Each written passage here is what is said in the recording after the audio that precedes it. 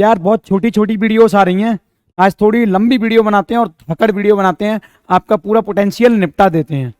Electric potential पढ़ रहे थे हम और वहां पे स्पेयर की बात आ गई थी। तुमने इलेक्ट्रिक फील्ड निकाला था ना बहुत सारे स्पेयर की वजह से, एक कंडक्टिंग स्पेयर था, एक नॉन कंडक्टिंग स्पेयर था, एक होलो था, पढ़े थे ना। इसी तरीके से मैंने यहाँ पे शॉर्ट में लिख दिया है ना।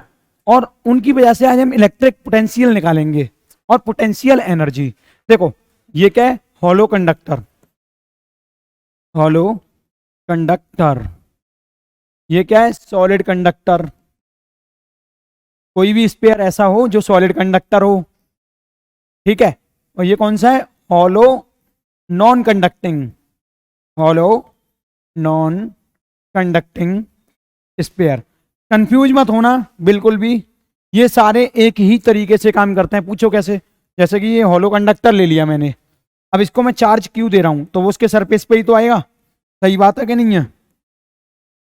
अगर मान लो कि मैंने हॉलो नॉन कंडक्टिंग स्पेयर ले लिया, उसको मैं चार्ज दे रहा हूं तो उसके सरफेस पर ही तो चार्ज दूंगा, तो ये भी ठीक है। नॉन कंडक्टिंग है, चार्ज में जहां दे दूंगा वहीं पर रखा रह जाएगा, ठीक है, दे सकता हूं ना इसी तरीके से। इसी तरीके से सॉलिड कंडक्टर जो होता है, सॉलिड कंडक्टर, और एक तो है कौन सा, ये कोई सा भी हो, हॉलो सॉलिड कंडक्टर तो हो नहीं सकता क्योंकि सॉलिड कंडक्टर है। सॉलिड कंडक्टर में क्या होता है, जैसे कि मान लो सॉलिड कंडक्टर है, इसमें मैं कहीं भी चार्ज दे दूं, लेकिन वो कहां पे आ जाता है, वो रिसाइड हो जाता है सरफेस पर, हमेशा उसको सरफेस पे ही आना होता है। तो वो भी कुछ ना कुछ ऐसी ही कंडीशन हो जाती है। अब नॉन कंडक्टिंग सॉलिड स्पेयर की बात करते हैं। जैसे कि मान लो ये कोई नॉन कंडक्टिंग सॉलिड स्पेयर है, सॉलिड स्पेयर है, ठीक है, ऐसे बना दे रहा हूं। अब मैं इस पे जहां भी चार्ज दूंगा वहीं रुका रह जाएगा। ऐसा थोड़ा ही है कि नॉन कंडक्टिंग हो या इंसुलेटिंग स्पेयर हो, उसका चार्ज रिसाइड कर जाएगा उसके ऊपर सरफेस पे, बिल्कुल नहीं। जहां दे दिया वहीं पे चार्ज आ जाएगा। मान लो मैंने इसे यूनिफॉर्मली डिस्ट्रीब्यूटेड कर दिया चार्ज को इस तरीके से, तो इसका चार्ज जो है यहीं रह जाता है। इस वजह से क्या है ना, इसके रिजल्ट इनसे थोड़े डिफरेंट रहते हैं। तो इलेक्ट्रिक फील्ड तुम सबने निकालना सीख ही लिया था, मैं लिख दे रहा हूं, आ जाओ आगे देखते हैं। अब हम निकालेंगे electric potential due to hollow conducting solid sphere. यानी ये मान लो हॉलो कंडक्टिंग हो या सॉलिड कंडक्टर कंडक्टिंग हो या हॉलो नॉन कंडक्टिंग स्पेयर हो, ठीक है, कोई सा भी हो, ये सब क्या है, स्पेयर है। अभी मैंने केस बता दिया, तो इसमें मैं कहीं भी चार्ज रख दूं वो आना सरफेस पर ही है, ठीक है, ठीक है। तो अब मैं तुमसे पूछूंगा, मैंने इसमें इलेक्ट्रिक फील्ड, यानी ये तो सेंटर है, ये आर रेडियस है, इलेक्ट्रिक फील्ड इनसाइड निकाला था, वो क्या था, जीरो था कि नहीं था। नहीं देखा तो पुरानी वीडियो देख के आओ। इलेक्ट्रिक फील्ड सरफेस पर क्या था, यहां electric field surface, electric field surface पर पता है क्या था, वो था तुम्हारा के क्यू अपॉन यहां से यहां तक की दूरी आर स्क्वायर। और मैंने ये भी बोला था ये जितने भी स्पेयर हैं ये लगभग पॉइंट चार्ज की तरह एक्ट करते हैं कि नहीं करते हैं। तो अगर मैं तुमसे पूछूंगा इलेक्ट्रिक फील्ड आउटसाइड क्या है इस पॉइंट पर, यहां से आर डिस्टेंस दूरी पर, कुछ नहीं, ई आउटसाइड लिख दो, के क्यू अपॉन आर स्क्वायर, यही तो बताया था। अब मैं तुमसे पूछने जा रहा हूं कि मेरे को भाई साहब बी बताओ, यानी पोटेंशियल बताओ, पोटेंशियल इनसाइड द स्पेयर कैसे निकालूंगा। एक मिनट, हाँ राखी बाकी ठीक है सारी, कैसे निकालूंगा। देखो हमने पढ़ा था कि इलेक्ट्रिक फील्ड हमको पता हो तो पोटेंशियल का रिलेशन ये होता है, क्या होता है, ई डॉट डी आर, और जो कि इक्वल होता है डीवी के माइनस के टर्म में, और इसको इंटीग्रेट कर दो। ये रिलेशन पढ़ा है कि नहीं पढ़ा, बेहतरीन तरीके से पढ़ाया था मैंने, मना मत करना नहीं तो दांत तोड़ दूंगा, ठीक है। मजाक कर रहा हूं, यू आर माई फ्रेंड, किसी के दांत नहीं तोड़े जाएंगे, है ना। तो ये मैंने तुम्हें पढ़ाया था। एक बात बताओ मेरे को, DV equal to minus E dot D R होता है ना। अगर यही रिलेशन लगाया जाए तो इलेक्ट्रिक फील्ड बेशक जीरो है, लेकिन जब कभी भी इंटीग्रेशन होता है तो तुम्हें पता है, हाँ यहाँ पे इलेक्ट्रिक फील्ड जीरो है, लेकिन ये किसी ना किसी कांस्टेंट के बराबर होगी, होगी कि नहीं होगी, ठीक है। इंटीग्रेशन अगर मैं ओपन करता हूं, मान लो इस चीज का इंटीग्रेशन ओपन करता हूं तो ये तो बी हो जाएगा, ये जीरो प्लस सी तो आएगा ना, तो ये कांस्टेंट टर्म आ जाता है। और वो कांस्टेंट किसके बराबर होगा, देखो ये तो हो गया तुम्हारा स्फीयर का सेंटर, ठीक है। अब देखो जैसे ही मैं सरफेस पर इलेक्ट्रिक फील्ड निकालता हूं, एक बार मैं सरफेस पर निकाल के दिखा रहा हूं तुम्हें, बी सरफेस पे देखा क्या आएगा, ई डॉट डी आर माइनस का साइन, ठीक है। यहां पे देखो मेरे को बी सरफेस पर निकालना है, लेकिन मेरे को पोटेंशियल डिफरेंस निकालना होता है। तो इलेक्ट्रिक फील्ड तुमको पता ही है, पहले तो के Q upon are square, K Q upon are square.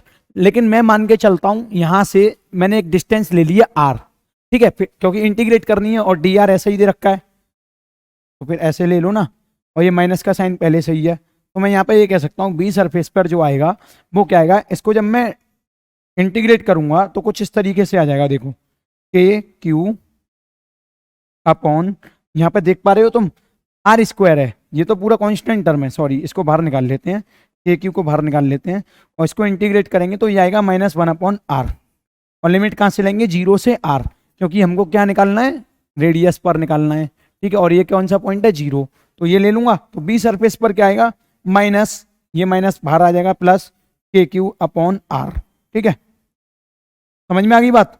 तो बी सरफेस पर ये आएगा के क्यू अपॉन आर, पल्ले पड़ रही है बात कि नहीं पड़ रही, तो यहां से तुम ये समझो कि जो पोटेंशियल है सरफेस पे वो कुछ इस तरीके से आ रहा है, के क्यू अपॉन आर। अब आउटसाइड अगर कोई पोटेंशियल पूछे तो क्या कहोगे, के क्यू, 0 से लिमिट जो लोगे वो बाहर की तरफ ले लोगे, आर, तो के क्यू अपॉन आर आएगा। तो सेम इसी तरीके से तुम्हें पोटेंशियल याद करना है। अगर मैं तुमसे कहूं कि नहीं भाई साहब इसका ग्राफ ड्रॉ करो, क्या करो, ग्राफ ड्रॉ, तो मैं येलो पेन से ग्राफ ड्रॉ कर रहा हूं, ये मैं परफेक्ट डेरिवेशन नहीं करा रहा, मैं सिर्फ तुम्हारी समझ के लिए डेरिवेशन करा रहा हूं, ठीक है। अब इसका ग्राफ ड्रॉ करते हैं, चलो देखो, देखना यहां पे, ये देखो, एक बात बताओ, ये क्या है अपना आर डिस्टेंस, ठीक है, और ये क्या है potential, B equal to K Q upon are है, कहां पर, सेंटर में भी इतना ही है क्या, ठीक है, सेंटर से यहां तक कांस्टेंट पोटेंशियल डिफरेंस है कि नहीं है, पूरे सरफेस के अंदर, मतलब पूरे स्पेयर के अंदर जो है पोटेंशियल डिफरेंस क्या है, के क्यू अपॉन आर, जो कि हम निकाल चुके हैं, के क्यू अपॉन आर, यही सरफेस वाला होगा, यहां पर भी यही होगा, के क्यू अपॉन आर, सरफेस वाला ही होगा, ठीक है। तो पूरे के अंदर क्या है, के क्यू अपॉन आर है यहां तक, लेकिन जैसे ही मैं यहां से बाहर आऊंगा, यहां से बाहर आऊंगा तो पोटेंशियल घटता जाएगा, और ये फॉर्मूले सब लोग याद कर लो कि इनसाइड ये होता है, सरफेस पर ये होता है, मतलब कह सकता हूं बी इनसाइड और B surface is equal to K Q upon R, ठीक है। अच्छा, और बी आउटसाइड जो होता है वो होता है के क्यू अपॉन आर, तो इन्वर्सली प्रोपोर्शनल हो गया ये आर के, तो ग्राफ में कैसे ड्रॉ करूंगा, इसी तरीके से, तो बात समझ में आ गई, आगे चलो। अब हमको कैलकुलेट करना है potential due to solid non conducting sphere, कैसे करेंगे, जैसे कि मान लो ये मेरे पास क्या है, सॉलिड नॉन कंडक्टिंग स्फीयर, इस पे मैंने क्या दे दिया, प्लस चार्ज डिस्ट्रीब्यूट कर दिया इस तरीके से, ये पॉइंट है, ये रेडियस आर है ना, तो मैं कोई भी दो पॉइंट इसके अंदर ले लूं, अंदर ले लेता हूं इसके कोई भी दो पॉइंट, जैसे कि मान लो एक पॉइंट हो गया यहां से ये ए पॉइंट, ठीक है, ओके, एक हो गया सरफेस पर बी पॉइंट, तो ये अंदर ही है ना दोनों पॉइंट, है ना। अब मैं तुमसे पूछना चाह रहा हूं कि पोटेंशियल फाइंड करो, ठीक है, पोटेंशियल फाइंड करो, यानी बी बी माइनस बी ए बताओ मेरे को क्या होगा, तो क्या बताओगे, बी बी माइनस बी ए बताओ, या ऐसा कह लो कि B A minus B B बताओ। तो ये इनसाइड पोटेंशियल फाइंड करने के लिए मैंने तुम्हें बताया था कि इलेक्ट्रिक फील्ड जो होता है उसका रिलेशन और डीबी का रिलेशन ये होता है, बताया था। अच्छा, तो मैं एक और चीज पता थी कि नॉन कंडक्टिंग स्फीयर का जो इलेक्ट्रिक फील्ड होता है वो क्या होता है, K Q upon R Q dot R, होता है कि नहीं होता किसी भी आर डिस्टेंस पर, ठीक है। तो इसकी पूरे की रेडियस आर दे रखी है, इस पर क्यू चार्ज स्प्रेडेड है, ये हमको पता है। अब हमसे पूछा है कि भैया पोटेंशियल बता दो, तो कुछ नहीं करना, इसी वाले फॉर्मूले में ये रख देना है, डी बी, लिमिट कहां से लोगे, क्योंकि मैं ए पॉइंट से बी पॉइंट पर निकालना चाह रहा हूं अभी, और जो ए की दूरी है वो क्या है, आर, कितनी है, छोटी आर, यानी हमारे पास ये क्या है, दो पॉइंट हैं, एक तो ए है जो कि सेंटर से आर दूरी पर है, और एक बी पॉइंट है लगभग स्पेयर के सरफेस पर जिसकी दूरी क्या है, आर है, ठीक है। और मैं चाह रहा हूं कि इस पॉइंट से इस पॉइंट तक की मेरे को पोटेंशियल मिल जाए, तो क्या करूंगा, D B equal to limit कहां से कहां तक की लूंगा, आर से, यानी यहां से तो ए पॉइंट से बी पॉइंट की ले लूंगा, और यहां से जो लूंगा मैं लिमिट, यहां से जो लिमिट लूंगा मैं वो लूंगा आर से आर तक की, क्योंकि मुझे पोटेंशियल इतने ही बीच की निकालनी है। और इलेक्ट्रिक फील्ड का फॉर्मूला है K Q upon R Q, okay, साथ में है आर और साथ में ये हो जाएगा डी आर। तो इसको मैं इंटीग्रेट करूंगा तो मैं इसको लिख दूंगा बी, ठीक है, ए पॉइंट से बी पॉइंट तक, ठीक है, समझ में आ रही है बात, या सिंपली ऐसे भी लिख सकता हूं मैं इसको, इंटीग्रेट करने के बाद इसको लिमिट को हटा दो, B A minus B V लिख सकता हूँ कि नहीं, sorry B B minus B A, final limit तो यही होगी ना, बी ए और बी बी, ये ऐसे लिखते हैं अच्छे तरीके से। तो ये क्या हो जाएगी, डी बी का इंटीग्रेशन बी, तो ये इसको लिखूंगा मैं बी बी माइनस बी ए, ठीक है।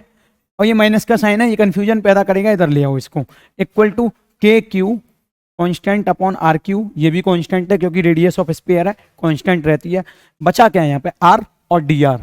आर और डी आर का जब इंटीग्रेशन हो जाएगा तो ये हो जाएगा तुम्हारा आर स्क्वायर बाई 2, और जब इसका मैंने इंटीग्रेशन कर दिया तो ये लार्ज ब्रैकेट लगा दो, लिमिट क्या है आर से आर, ठीक है। एक बात बताना, ये माइनस का अगर मैं अंदर गुणा कर दूंगा तो ये हो जाएगा ना B A minus B B equal to K Q upon R Q, ठीक है। और ये आर स्क्वायर बाई 2 हो गया। अब अगर मैं इसमें रखना चाहता हूँ आर की वैल्यू, तो ये आ जाएगा तुम्हारा R square by 2 minus R square by 2। इतना आप समझ गए। अब इसमें देखो होगा क्या, इसमें देखो, इसको थोड़ा रफ कर दूं मैं यहाँ से, है ये ज़्यादा ही रफ हो गया। देखो अब इसमें देखो होगा क्या, तुमने ये क्या निकाला है, B A minus B B, है ना, equal to K Q upon 2 R Q. साथ में अगर मैंने ये 2 कॉमन ले लिया तो बचेगा क्या यहाँ पे, R square minus R square, यही तो निकाला है। हमें कौन सा चाहिए, इनसाइड पॉइंट, यानी ए पॉइंट पर पोटेंशियल चाहिए, यानी हमको बी बी पॉइंट पर पता होना चाहिए। तो अगर मैं ए पॉइंट पर निकालूंगा तो कैसे लिखूंगा, B A equal to K Q upon 2 R Q, साथ में R square minus R square plus B A. B A तो हो गया बी बी, ये माइनस से प्लस इधर ले आऊंगा इस तरीके से। अब मेरी बात सुनना माय डियर फ्रेंड, एक पेज खाली है, हाँ आगे खाली है, इसको आगे लिखते हैं। तो इसको मैंने लिखा B A equal to K Q upon 2 R Q, ठीक है, R square minus R square, यही लिखा ना, R square minus R square, sorry उल्टा लिख दिया। तो यहाँ से R square minus R square ये लिख लो, लेकिन प्लस साथ में बी बी था। बी बी क्या था, potential, potential on the surface of non conducting sphere, यही वही तो है। बी बी जो है पोटेंशियल, देखो यहाँ पे बी बी पॉइंट ये है, ये क्या कह रहा है, ये बी जो पॉइंट है वो यही तो पोटेंशियल है कि पोटेंशियल सरफेस पर क्या होगा। तो ये मैं अभी तुम्हें बताने वाला हूं, पोटेंशियल सरफेस पर क्या होगा, उसको लिख लो, बी ए इक्वल टू, पहले ये निकालो के क्यू अपॉन 2 आर क्यू, और इसकी जगह तुम पता क्या लिखोगे, R square minus R square ये लिख लिया, प्लस इसकी जगह तुम्हें लिखना है के क्यू अपॉन आर। देखो नॉन कंडक्टिंग स्फीयर है, जैसे इसके सरफेस पर आ जाते हैं हम, जैसे इसके सरफेस पर आ जाते हैं तो फॉर्मूला क्या होता है पोटेंशियल का, के क्यू अपॉन आर होता है।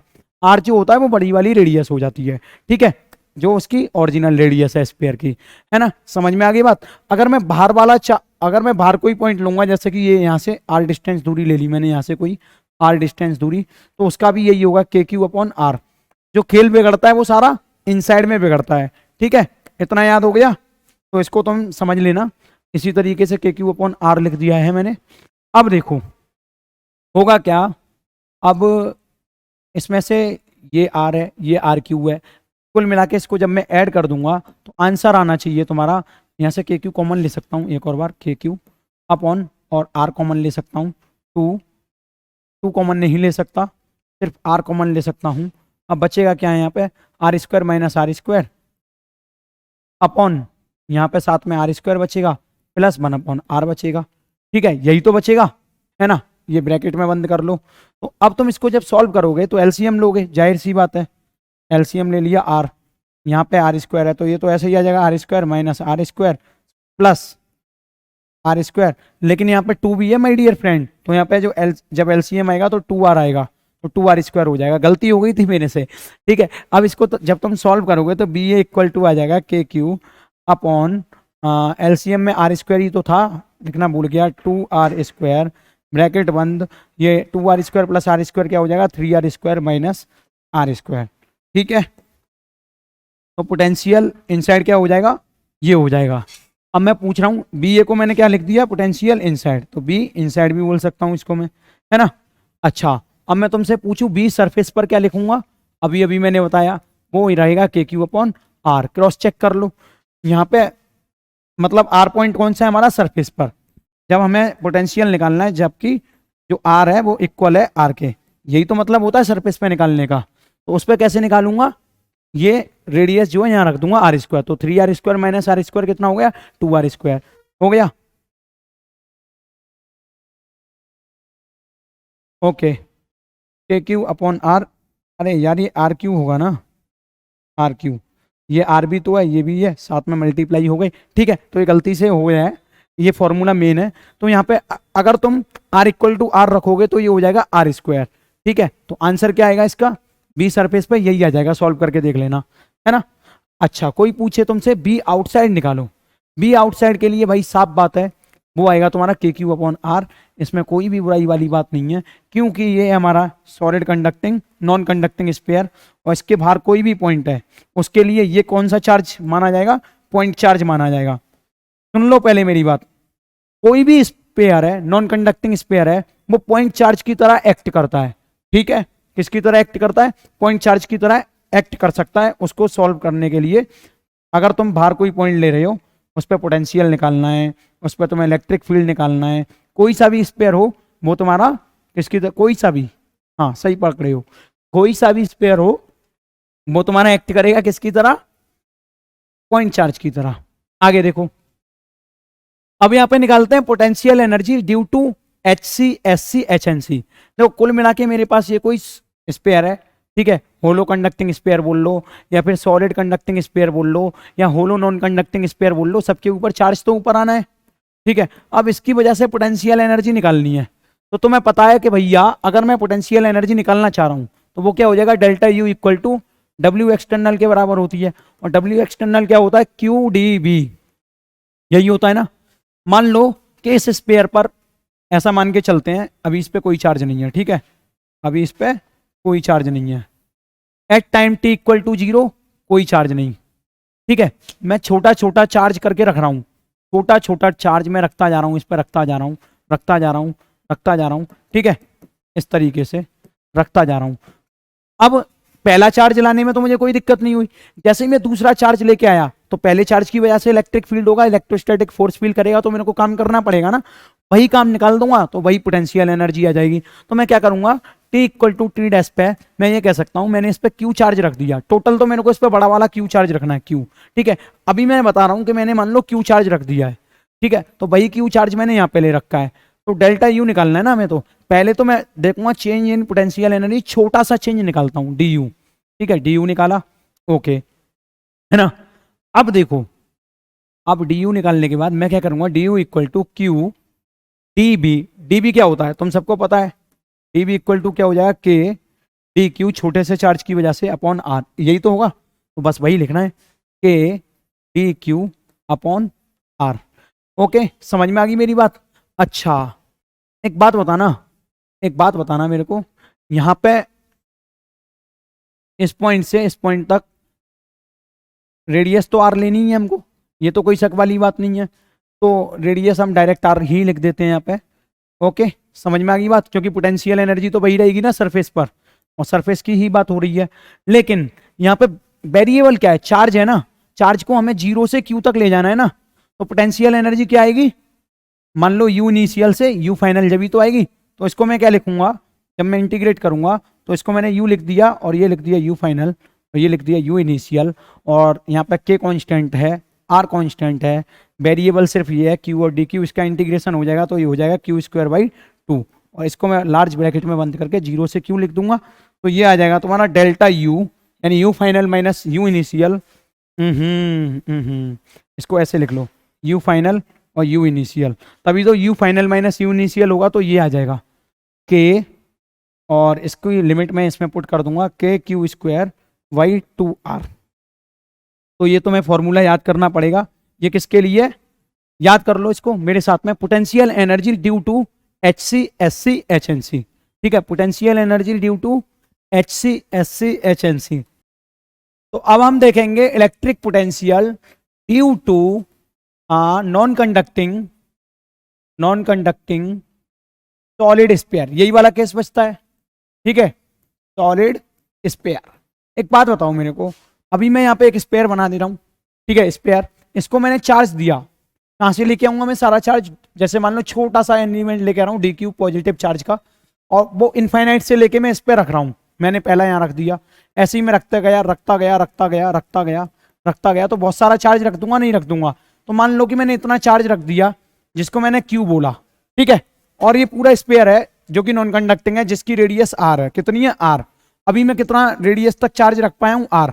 अब मैं कोई डी क्यू लेके आऊंगा तो वर्क करना पड़ेगा ना मेरे को, क्योंकि इस पे क्या गया? चार्ज आ गया बहुत सारा। अब इसकी वजह से इलेक्ट्रिक फील्ड आ गई, इलेक्ट्रिक फील्ड आ गई तो इसको रिपल्सन फील होगा। तो अब फोर्स में, इलेक्ट्रोस्टैटिक फोर्स में इसको काम करने के लिए मुझे को क्या चाहिए? काम करने के लिए मैं ऐसे लेके आऊंगा तो इसको रिपल्सन फील होगा ना, तो अपनी तरफ से एनर्जी लाऊंगा। तो जो डेल्टा यू होता है वो अभी अभी बताया मैंने, वर्क डन एक्सटर्नल के बराबर होगा। और वो क्या होगा? देखो अभी मैं एक टाइम, एक पर्टिकुलर टाइम टी पर मैंने इतना सारा चार्ज रख दिया जो कि क्यू है। कितना है? जो कि क्यू, ठीक है। तो क्यू डेल्टा वी, यानी ऐसा कह सकता हूं डी क्यू की वजह से काम हो रहा है, डी क्यू डेल्टा बी। एक बात बताओ, अभी अभी हमने पढ़ा था, क्या पढ़ा था अभी भी हमने? बी इक्वल टू जो होता है वो होगा के क्यू अपॉन आर। अभी मैं यहाँ इसी सरफेस पे लाके चार्ज रखूंगा ना प्लस, फिर ऐसे ही चार्ज रखूंगा प्लस, ऐसे ही प्लस रखूंगा, तो बेशक ये नॉन कंडक्टिंग स्पेयर बनाए छोटा सा, लेकिन इसकी वजह से जो पोटेंशियल होगा वो सरफेस पर क्या होगा? के क्यू अपॉन आर। ये बात तो समझ गए? तो मैं यहां से अगर मैं डी यू निकालना चाहूं तो डी यू क्या आएगा? बी डी क्यू, ये आएगा, ठीक है।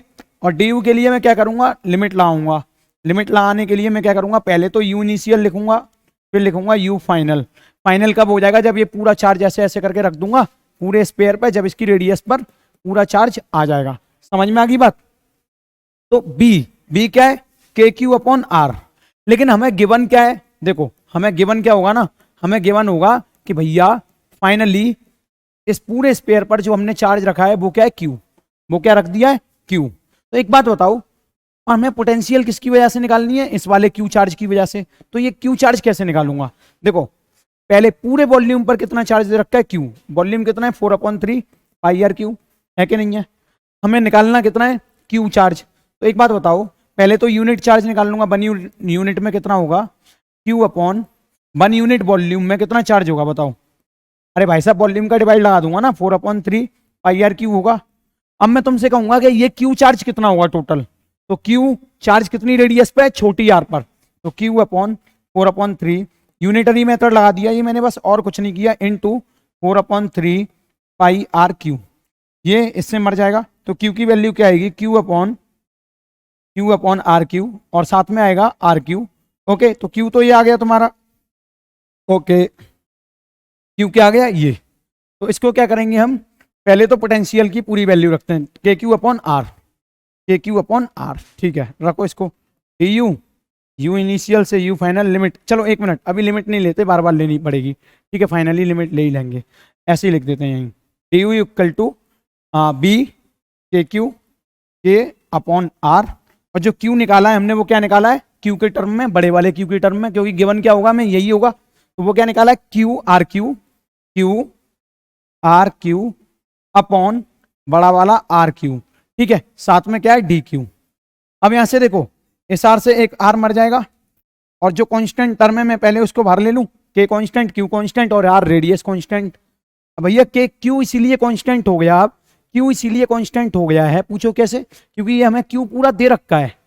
अब मैं जैसे जैसे इस पर चार्ज रख रहा था तो रेडियस भी बढ़ रही थी और चार्ज भी बढ़ रहा था, ठीक है। तो दो वेरिएबल हैं इसमें, चार्ज भी बार बार बढ़ रहा है और रेडियस भी बढ़ रहा है, लेकिन इंटीग्रेशन होता है हमारा सिर्फ एक वेरिएबल में, तो एक एलिमिनेट करना पड़ता है। मैंने इसीलिए इस क्यू को इस क्यू से एलिमिनेट कर दिया है निकाल कर, ठीक है। तो इसके लिए मैं के क्यू अपॉन आर क्यू लिख दूंगा। बचेगा क्या? आर से आर मर गया था, यहाँ पे बचेगा आर स्क्वायर डी क्यू। लेकिन इंटीग्रेशन डी क्यू से तो होगा नहीं, हो ही नहीं सकता। पॉसिबल है क्या? बिल्कुल पॉसिबल नहीं है। तो इसीलिए ही तो मैं कह रहा था दो वेरिएबल हैं, तो डी क्यू को एक और बार एलिमिनेट करेंगे। जैसे कि मान लो मैंने इसको माना पहली इक्वेशन, इक्वेशन फर्स्ट मान लिया। अब इस इक्वेशन फर्स्ट को मैं अगले पेज पे करता हूं इसको। अब इस इक्वेशन फर्स्ट को पढ़ लो पहले, Q equal to Q upon R Q into R Q, ठीक है। क्या है? Q equal to Q upon R Q into R Q.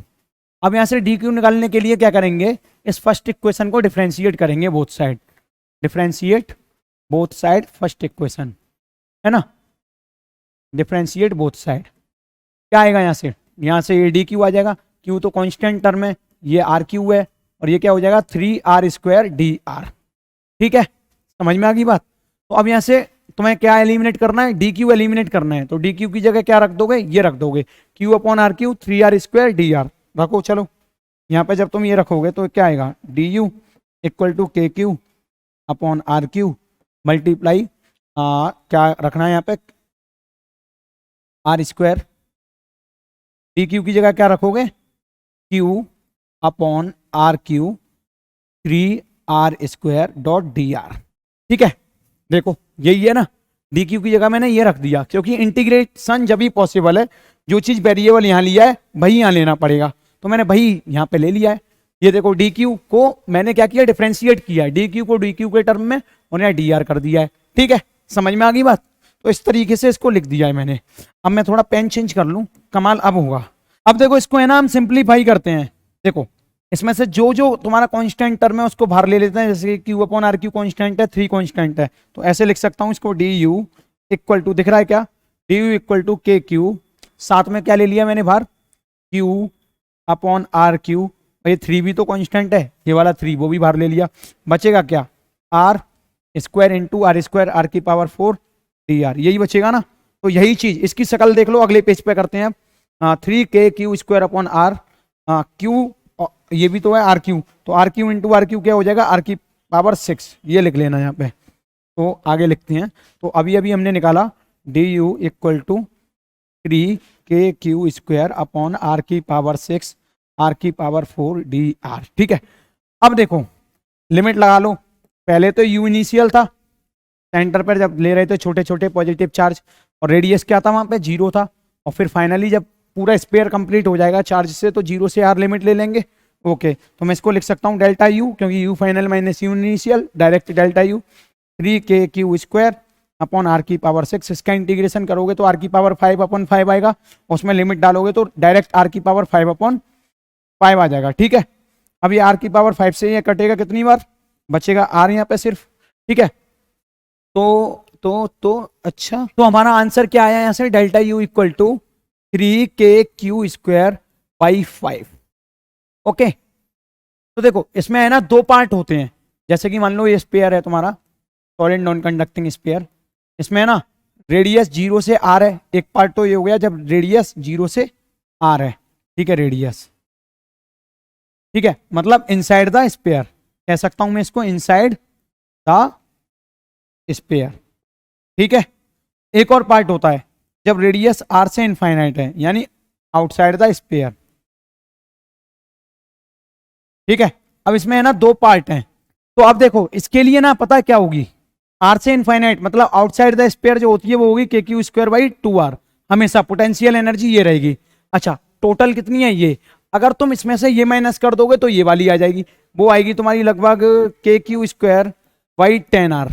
ठीक है, चेक कर लेना एक बार इसमें से ये माइनस करके, तो ये 3kq² 5 ये तो टोटल हो गई। ठीक है, पूरे स्पेयर की वजह से, और यही तुम्हें याद रखनी है, और ये दोनों भी याद रखनी है। बस आगे थोड़े क्वेश्चन करते हैं, पोटेंशियल एनर्जी बहुत पढ़ लिया, अब इनके थोड़े क्वेश्चंस करेंगे, है ना। लेकिन एक चीज और, एक हल्की सी चीज और पढ़ा दूं मैं तुम्हें। जब मान लो कोई भी 2 चार्जेस हैं, यहाँ पे हेडिंग डाल लो, when 2 charges connected each other, तो क्या होगा, मान लो कि इसकी रेडियस है r और इस पर चार्ज क्या है q। मान लो कि इस पर चार्ज है 4q और इसकी रेडियस है 2r। ठीक है, ये रेडियस है। अब एक बात बताओ, इनमें से पोटेंशियल किसका ज्यादा है, इसका क्या है kq/r। ठीक है, b = kq/r, मैं पूछ रहा हूँ सरफेस का पोटेंशियल, है ना, और इसका पोटेंशियल क्या हो जाएगा 4kq/2r। तो इनमें से किसका ज्यादा पोटेंशियल है, इसका। ठीक है, समझ में आ गई बात, पोटेंशियल किसका ज्यादा। 1 मिनट सुनो, ये पहला है, ये दूसरा है, पोटेंशियल किसका ज्यादा। अभी मैंने देखा v2 is greater than v1, क्योंकि भाई चार्ज ज्यादा है, रेडियस बेशक 2r है, तो चार्ज तो लेकिन ज्यादा है ना, पोटेंशियल ज्यादा। अभी हमने कैलकुलेट करके देखा। तो एक बात बताओ, अगर मैं इनको कंडक्टिंग वायर से कनेक्ट कर दूंगा, ये कौन सा वायर है, ये मेरे पास जो वायर है वो कौन सा वायर है, कंडक्टिंग वायर। अगर मैंने इसको कंडक्टिंग वायर से कनेक्ट किया तो हम सबको पता है हाई पोटेंशियल से लो पोटेंशियल की तरफ करंट फ्लो होगा कि नहीं? नहीं पता, आज पहली बार जान रहे हो। एक बात बताओ, पानी ऊपर से नीचे आता है या नीचे से ऊपर जाता है? हमेशा ऊपर से नीचे जाता है। तो ऊपर क्या है? हाई पोटेंशियल एनर्जी, और नीचे क्या है? Low potential energy. इसी तरीके से करंट जो है वो हाई पोटेंशियल से लो पोटेंशियल की तरफ फ्लो करता है। या फिर ऐसा कह लो कि जो चार्ज होता है ना, चार्ज कंडक्टर है ना, ये 4Q है, तो इस पर ना एक कोई Q चार्ज फ्लो होगा, जो कि क्योंकि भाई जब ये वायर से कनेक्ट हो गए ना, इसके पास है हाई पोटेंशियल, इसके पास है लो पोटेंशियल, यहां से चार्ज यहां तक जब तक फ्लो करता रहेगा जब तक दोनों का पोटेंशियल बराबर ना हो जाए। तो मैं तुमसे यही पूछना चाह रहा हूं, इस Q डैश की वैल्यू बताओ क्या होगी। तो कैसे निकालोगे? तुम सबको पता है अगर कोई भी बॉडी कंडक्टिंग वायर से कनेक्टेड है तो इसका मतलब यह है कि चार्ज जब तक फ्लो करेगा जब तक B1 का और B2 का पोटेंशियल बराबर ना हो जाए। ठीक है, तो ऐसे पहले तो पोटेंशियल बराबर कर लिया करो और फिर उसका चार्ज निकालने का तरीका बता रहा हूं। देखो एक बात बताओ, 1 पर चार्ज आ रहा है, अभी इस पे Q है, 1 पर चार्ज आ रहा है, तो मतलब कुछ ना कुछ चार्ज बढ़ेगा। मान लो कि यहाँ पे हो गया Q plus Q dash charge, इस पे से चार्ज निकला, फ्लो हो गया, फ्लो होता रहा आ गया। एक टाइम ऐसा आएगा कि दोनों की पोटेंशियल बराबर हो जाएंगी, तो वो चार्ज क्या है? Q प्लस Q डैश हो गया फ्लो होने के बाद after connecting this conducting wire. तो चार्ज ये हो गया Q plus Q dash upon radius तो इसकी R ही रहेगी। ठीक है my dear friend, okay.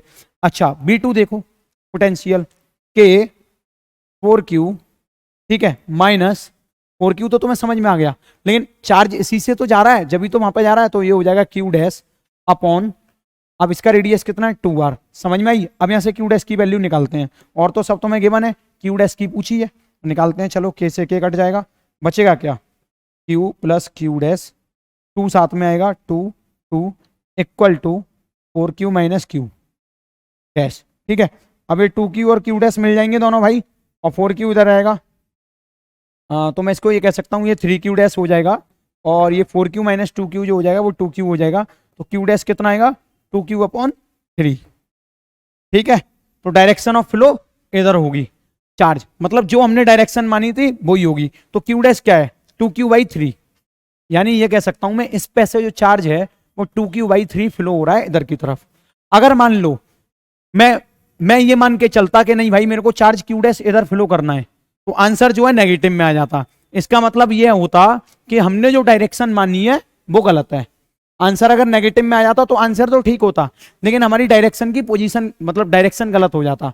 Direction अगर आंसर नेगेटिव में आ जाए तो डायरेक्शन जो माना होता है उसका उल्टा कर लिया करो। तो यहाँ पे तुम्हें ये समझ में आया? इसमें कुछ नोट डालकर पॉइंट लिख लो। चार्ज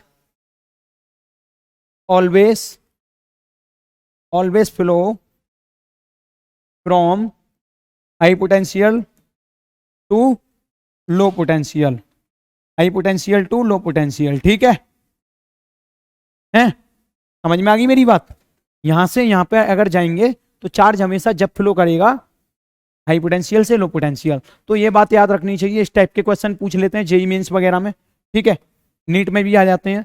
अब देखो, अब कुछ क्वेश्चन करते हैं बढ़िया से। मान लो कि मेरे पास ये क्या है, ये एक अर्थ बना रहा हूं मैं, ठीक है, ये एक मेरे पास अर्थ है। ओके, इसमें ना एक और चीज जोड़ते हैं, इस तरीके से अर्थ है, और ये सेंटर से मान लो कि इसमें टनल बनी हुई है, टनल प्रॉब्लम बोलते हैं इनको, टनल प्रॉब्लम एग्जाम में पूछ ली जाती है, कंपटीशन एग्जाम के लिए ये ओनली। अब टनल प्रॉब्लम में क्या होगा, मान लो कि मेरे पास ये कोई चार्ज -Q है और comma m, -Q comma m यहाँ से रिलीज किया गया है, छोड़ा गया है। रिलीज का मतलब होता है छोड़ना, यहाँ से मैंने चार्ज छोड़ दिया, ठीक है।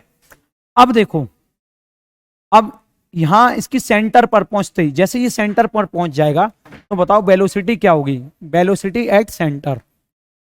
तो जाहिर सी बात है ये -Q चार्ज है, ठीक है, और ये कौन सा है? अर्थ। ये क्या है? अर्थ। अर्थ को कैसा कंडक्टर ट्रीट करेंगे हम? अर्थ को कैसा कंडक्टर ट्रीट करेंगे? चलो इस प्रॉब्लम को सॉल्व करने के लिए पता क्या होगा, इसमें निकालनी पड़ेगी अर्थ की रेडियस R है, दे रखी होगी क्वेश्चन में, और इस प्रॉब्लम को सॉल्व करने के लिए हमको लगानी पड़ेगी कंजर्वेशन ऑफ मैकेनिकल एनर्जी। और भी तरीके होते हैं, ठीक है, तो उसमें क्या करेंगे, मैकेनिकल एनर्जी का कंजर्वेशन करते हैं, यानी कि काइनेटिक एनर्जी इनिशियल, ठीक है, plus potential energy initial equal to kinetic energy final plus potential energy final. एक बात बताओ, सरफेस पर अर्थ के पोटेंशियल एनर्जी निकालनी है ना हमको। एक बात बताओ ना, काइनेटिक एनर्जी क्या होगी पहले इस चार्ज की? कुछ है काइनेटिक एनर्जी क्या? अभी तो रिलीज छोड़ा गया है ना सिर्फ, तो जीरो वेलोसिटी है इसकी। प्लस पोटेंशियल एनर्जी क्या होगी? देखो पोटेंशियल एनर्जी क्या होती है, V इंटू क्यू, यही होती है ना, मतलब पोटेंशियल इंटू चार्ज, तो ये हो जाएगी पोटेंशियल एनर्जी। चार्ज क्या है? Minus Q. और पोटेंशियल क्या होगी किसी भी सरफेस पर? के क्यू अपॉन आर। मान लो कि अर्थ जो है पूरा का पूरा क्यू चार्ज है इस पे, मान लो क्या दे ही रखा होगा तुम्हें, के क्यू अपॉन आर। तो ये हमारा यहाँ पे हो गया potential energy equal to kinetic energy final. जब मान लो इस सेंटर पर पहुंच जाती है तो इसकी कोई ना कोई काइनेटिक एनर्जी होगी, क्योंकि वेलोसिटी है उस पर, हाफ एम बी सी बोल रहा हूँ यहाँ पे, half M B C square. Plus जब ये यहाँ पे सेंटर पर पहुंच जाता है चार्ज, जब ये यहाँ पर सेंटर पर चार्ज पहुंच जाता है तो उसकी पोटेंशियल एनर्जी कैसे लिखोगे आप? बताओगे मेरे को कैसे लिखोगे? देखो इसके सेंटर पर जो है पोटेंशियल एनर्जी होगी तुम्हारी, इस वाले फॉर्मूले से निकालो, B इक्वल टू अभी अभी पढ़ाया था मैंने, 3r² minus R square K Q upon R Q two, ये वाला फॉर्मूला। ठीक है, पोटेंशियल एनर्जी का फॉर्मूला पढ़ाया है, सॉरी पोटेंशियल का फॉर्मूला पढ़ाया है कि नहीं पढ़ाया? अर्थ को ट्रीट कैसे करेंगे? अर्थ को हम ट्रीट करेंगे सॉलिड नॉन कंडक्टिंग स्फीयर। कौन सा? Solid non conducting sphere. ठीक है, तो अर्थ को हमेशा यही ट्रीट करना है, और के क्यू अपॉन 2r क्यू, और ये साथ में ये है। जब ये यहाँ पर आ जाएगा, जब ये सेंटर पर आ जाएगा, तो इसका मतलब ये हुआ कि आर की वैल्यू 0 हो गई कि नहीं हो गई? तो पोटेंशियल जो होगा यहाँ पे वो हो जाएगा 3k⁻² अपॉन 2r। बात पल्ले पड़ रही है? पोटेंशियल क्या हो जाएगा? ये हो जाएगा। तो पोटेंशियल एनर्जी फाइनल लिखेंगे तो क्या लिखेंगे? पोटेंशियल इंटू चार्ज, चार्ज की वैल्यू क्या है? माइनस क्यू, यानी ये, तो 3k⁻² अपॉन 2r, साथ में माइनस क्यू का मल्टीप्लाई। अब इसको सॉल्व कर लो, इसको मैं इधर लेके आता हूं, ये माइनस है तो प्लस हो जाएगा, 3k⁻³ अपॉन आर, ये minus k⁻³ upon R equal to half M B C square. इतनी बात समझ में आ गई? अच्छा, जब मैं एलसीएम लूंगा आर, 3 में से ये जाएगा तो 2k³ अपॉन आर, और ये 2 भाई साहब यहाँ पे हैं तो यहाँ पे 4 आ जाएगा मल्टीप्लाई होके। उसके बाद क्या होगा? ये m नीचे आ जाएगा, उसके बाद बी सी स्क्वायर है तो स्क्वायर हटाऊंगा तो रूट आ जाएगा, तो आंसर क्या आ जाएगा? ये आ जाएगा। तो कभी कभी ये टनल प्रॉब्लम्स भी पूछी जाती हैं, इन पर भी फोकस रखना है। ठीक है, और आगे क्वेश्चंस में प्रैक्टिस सीट से भी कराता रहूंगा आपको, और साथ में देखो और आगे क्वेश्चंस करते हैं, थोड़े से क्वेश्चन और करते हैं आगे। देखो एक बात बताओ मेरे को, टनल प्रॉब्लम समझ में आ गई, अब समझते हैं हम अर्थिंग। पहले अर्थिंग समझते हैं, फिर इसके ऊपर एक क्वेश्चन करते हैं। देखो मान लो ये हमारे पास अर्थ है, अर्थ क्या होती है? नेगेटिव चार्ज का ओशियन होती है। मान लो इससे मैंने कोई प्लस क्यू बॉडी कनेक्ट कर दी, प्लस क्यू बॉडी कनेक्ट कर दी, तो अब ये क्या करेगी अर्थ? मालूम है, यहाँ से इलेक्ट्रॉन्स यानी नेगेटिव चार्जेस निकलेंगे और इसको न्यूट्रल करने की कोशिश करेंगे। तो मैं कह सकता हूं कि ये चार्ज है प्लस क्यू, वो फ्लो हो जाएगा इस अर्थ के अंदर, है ना, प्लस क्यू चार्ज जो है फ्लो हो जाएगा। क्योंकि देखो अर्थ बहुत बड़ी है, अर्थ बहुत बड़ी है, जैसे कि B equal to k⁻³ upon R E इसका पोटेंशियल है, और रेडियस ऑफ अर्थ बहुत बड़ा है जो कि 6400 किलोमीटर होता है, और इसको अगर मीटर में लिखेंगे तो बहुत ही बड़ा हो जाएगा। तो मैं कह सकता हूं अर्थ से कनेक्ट होने वाली चीजें लगभग पोटेंशियल उसका 0 हो जाएगा। ठीक है, तो अर्थ से जो कोई भी चीज कनेक्ट हो रही है तो उसका मतलब यह है कि उसका पोटेंशियल इक्वल टू 0 कर दो टोटल, है ना। ये इतनी बात तो मैं समझ में आ गई। हल्के से क्वेश्चन करते हैं, इसी चीज को हम अर्थिंग बोलते हैं, अर्थिंग ऑफ द कंडक्टर, अर्थ से मिला देना। जैसे कि मान लो मेरे पास ये कोई प्लस क्यू चार्ज है और रेडियस है इसकी आर, है ना, ये कोई पॉइंट चार्ज है डी डिस्टेंस दूरी पर, जिसको मैंने बोल दिया Q2 चार्ज, और इसको मैंने अर्थिंग कर दिया। अर्थिंग को रिप्रेजेंट करते हैं इस तरीके से। अब इसकी मैंने अर्थिंग कर दी, अब मैंने इसकी क्या कर दी? अर्थिंग। अब मैं तुमसे ये पूछ रहा हूं, एक मिनट, इसको है ना, इस डी डिस्टेंस पे मैंने एक चार्ज ले रखा है क्यू डैश चार्ज ले रखा है। अब मैं तुमसे ये पूछ रहा हूं इसे अर्थिंग करने के बाद कि क्यू डैश की वैल्यू बताओ क्या होगी। अर्थिंग करने के बाद मैं पूछ रहा हूं क्यू डैश की वैल्यू बताओ, तो तुम कैसे सॉल्व करोगे इसको? कुछ नहीं, पहले तो इस पॉइंट की अर्थिंग हो रही है, यानी इस स्पेयर को मैं अगर बोल देता हूं S1, अर्थिंग किसकी हो रही है? S1, तो B S1 इक्वल टू 0 हो जाएगा। अच्छा, इसकी वजह से देखो पोटेंशियल कैसे लिख सकता हूं, पहले तो इसके खुद के स्पेयर की वजह से है जो कि हो जाएगी के क्यू अपॉन आर।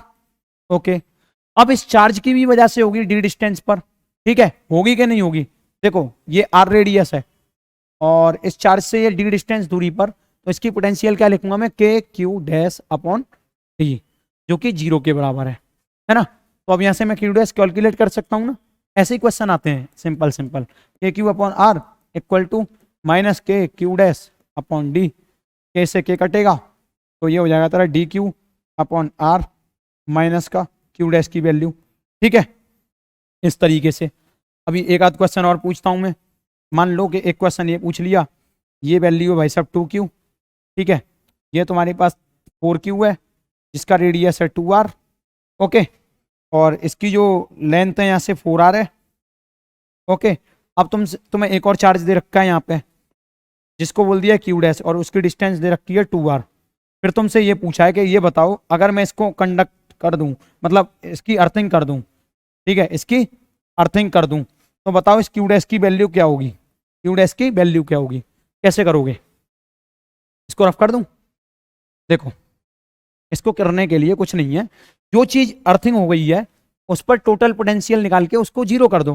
भाई अर्थिंग हो गई, अर्थ क्या है, बहुत ही बड़ा एक नॉन कंडक्टिंग स्पेयर बोल लो, ठीक है, सॉलिड स्पेयर है, ठीक है। अब उस पर क्या है, सारा चार्ज जो है फ्लो हो जाएगा जितना भी हुआ, तो उसका पोटेंशियल जो है 0 हो जाएगा, कुल मिला के इसका पोटेंशियल 0 हो जाएगा, चार्ज फ्लो होगा नहीं होगा वो बात की बात है, लेकिन पोटेंशियल जरूर 0 हो जाएगा, ठीक है।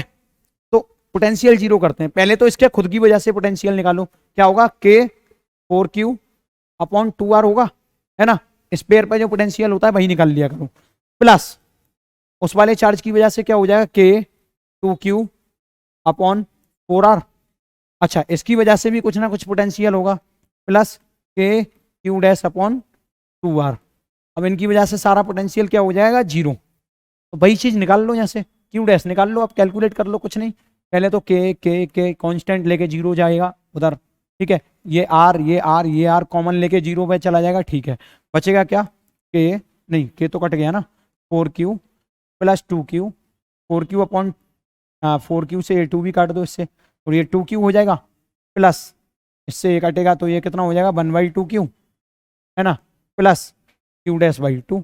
अब इसको सॉल्व कर पाओगे कि नहीं, देखो 3/2 2 2 4 5/5q/2 plus q dash by 2 equal to 0, यानी -5q जो है आंसर आ जाएगा, ठीक है, समझ में आ गई मेरी बात।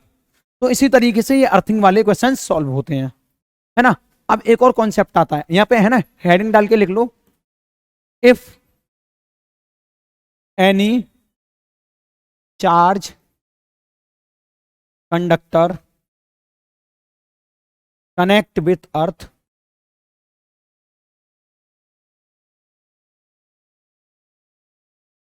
It's potential become 0।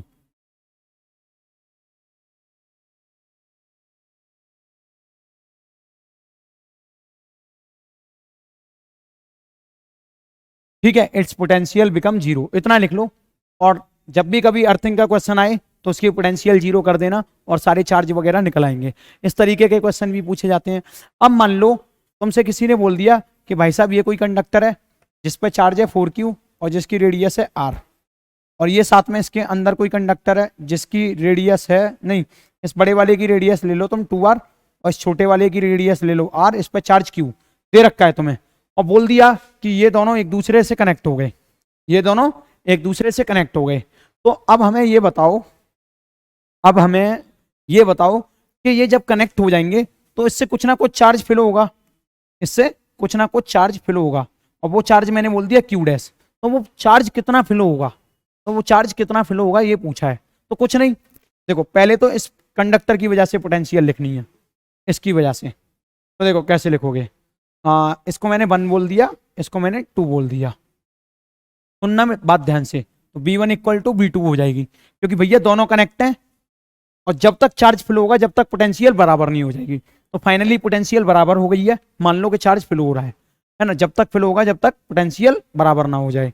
तो यहाँ पे B1 क्या लिखोगे, यानी ये कोई कंडक्टर है मान लो, तो इसकी वजह से पोटेंशियल 1 लिखना है, B1 इक्वल टू B2 लिखने का तरीका क्या है यहाँ पे, पोटेंशियल 1 और पोटेंशियल 2 लिखने का तरीका।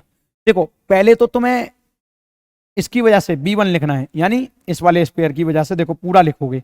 पहले तो इसके खुद के चार्ज की वजह से लिख लो KQ अपॉन R। एक और बात देखना, ये 4Q है, समझ रहे हो ना, ये 4Q है। 4Q चार्ज कहाँ है, बाहर की तरफ स्प्रेडेड है। तो मैंने तुम्हें बार बार कहा है कि जब भी तुम स्पेयर की पोटेंशियल लिखा करो तो उसको पॉइंट चार्ज की तरह ट्रीट किया करो। कैसे, पॉइंट चार्ज की तरह। जैसे कि मान लो ये Q चार्ज था, इसका तुमने पोटेंशियल लिख लिया KQ अपॉन R, ठीक है। ठीक है, और ये कौन सा है, 1, ये 1 वाला स्पेयर है, इसको मैंने पॉइंट चार्ज मान लिया Q। अब इसके बाहर भी तो है 4Q इसके बाहर भी है, जिसका डिस्टेंस यहाँ से 2R है, तो इसका भी तो पोटेंशियल लिखोगे। वो कैसे लिखोगे, KQ अपॉन 2R, लेकिन Q की वैल्यू यहाँ पे 4Q है, ठीक है, 4Q अपॉन 2R, ठीक है। तो B1 लिखा है, पोटेंशियल किसी पॉइंट पर लिखते हैं। मान लो इस पॉइंट पर पोटेंशियल लिख रहा हूं B1, तो एक तो इसके सरफेस की वजह से KQ अपॉन R, और ये क्या है, होलो स्पेयर है एक, तो K 4Q अपॉन 2R। होलो स्पेयर का भी तो फॉर्मूला यही होता है, K और उस पर जो चार्ज है वो, और साथ में 2R, मतलब उसकी जो रेडियस है, तो रेडियस तो यही है इसकी 2R। तो B1 पॉइंट पे तो ये लिख दिया। अब देखो ध्यान देना माय डियर फ्रेंड, अब B2 पोटेंशियल लिखना है मेरे को, कितना, B2 पोटेंशियल कैसे लिखूंगा, B2 पोटेंशियल अगर लिखना है तो कैसे लिखूंगा, देखो देखो ये हमारे पास क्या है, एक बड़ा वाला स्पेयर, यानी इसी पर पोटेंशियल लिखना है, तो एक तो इसी की वजह से लिख लो K 4Q, यानी इसका चार्ज 4Q अपॉन रेडियस कितनी है 2R। लेकिन देखो ये हमारे पास एक छोटा सा चार्ज है जिसकी वैल्यू क्या है Q, और मैं इस पॉइंट पर, मतलब यहां पर पोटेंशियल लिख रहा हूं, यहां पर B2 यहां पर, तो इस चार्ज की वजह से भी होगी। तो मतलब इस वाले स्पेयर के लिए ये पॉइंट आउटसाइड हो गया, तो मतलब यहां से यहां तक की दूरी कितनी है 2R। तो मैं ये कहना चाह रहा हूं यहां से 2R डिस्टेंस पर पोटेंशियल लिखो इस चार्ज की वजह से। तो ये चार्ज क्या हो गया, प्लस K Q चार्ज हो गया अपॉन, इसकी वजह से बाहर पॉइंट पर किसी पर पोटेंशियल लिखना है, तो उसके लिए डिस्टेंस लेंगे हम छोटी r। छोटी r क्या कहती थी, यानी यहां से यहां तक की जो भी डिस्टेंस है, जो क्या है 2R, तो डायरेक्ट 2R लिख दूं, तो इसकी वजह से पोटेंशियल ये हो गया। लेकिन बात सुनना, ये तो B1 और B2 लिखना सिखाया है मैंने अभी, लेकिन यहां से क्या है कि कुछ चार्ज Q डैश फ्लो भी हो रहा है, और इसके पास क्या हो रहा है, कुछ चार्ज Q डैश जा भी रहा है। तो अभी क्या करेंगे हम, यहां से Q डैश माइनस करेंगे, क्योंकि यहां से फ्लो हो रहा है ना, और इसके पास चार्ज आ रहा है, तो यहां पे कर देंगे 4Q प्लस Q डैश, ठीक है, इसका लिख दिया। इसी तरीके से यहां पे लिखोगे 4Q प्लस Q डैश, क्योंकि इस पर तो ये बढ़ रहा है ना, और यहां से ये जा रहा है Q माइनस Q डैश, ठीक है। अब इन दोनों को इक्वेट कर दो, B1 इक्वल टू B2 पूरी प्रॉपर तरीके से, यानी ये पहला वाला क्या कैसे करूंगा, K Q minus Q dash upon R plus K 4Q plus Q dash upon 2R, किसके बराबर हो गया, ये B2 क्या है हमारा, K 4Q plus Q dash, इस तरीके से लिख लिया। अच्छा, अपॉन 2, देखो 2R, अब यहां ध्यान देना, plus K Q minus Q dash, ठीक है, minus Q dash upon 2R, okay. अब यहां से देखो गायब क्या क्या हुआ, K गायब हो जाएगा, R गायब हो जाएगा, क्योंकि सब कॉमन है, यहां से गायब कर दो कॉमन टर्म, है ना, बचेगा क्या, Q माइनस Q डैश, और ये 2 है, एलसीएम ले लूंगा मैं, 2Q माइनस Q डैश